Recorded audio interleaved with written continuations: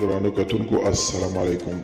زه محمد سلمان همدرد د حق غږ پښتو چینل خبري لنډیز کې ستاسو کوربه اوس تاسو پام را اړوم د مهمو خبرونو لنډیز ته.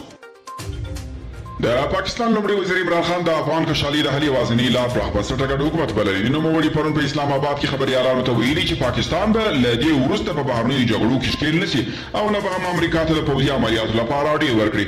د متحده ایالاتو د بهرنیو چارو وزیر وایي که چیرې چین په دې وتوانېږي چې د افغانستان په سوله کې فعال نقش ولوبوي دا به یو ښه انکشاف وي. هغه وایي هیڅوک نه غواړي چې افغان کشاله د زور له طریقه فیصله سي او هیڅوک د طالبان نظامي بریا نه غواړي.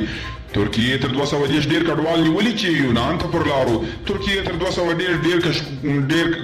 ډیر کډوال نیولي چې ایجن سمندرګي لاري د کب نیونکو په یوې بیړۍ کې د یونان لوري ته پورې تلل. او سلسله علي خیل ته د غبرګونونو په تسلسل کې سویډن کې ګڼو افغانانو مظاهره وکړه. د سویډن په پلازمینه ستاکهولم کې په لسګونو افغانانو د پاکستان سفارت مخې ته تېره ورځ مظاهره وکړه.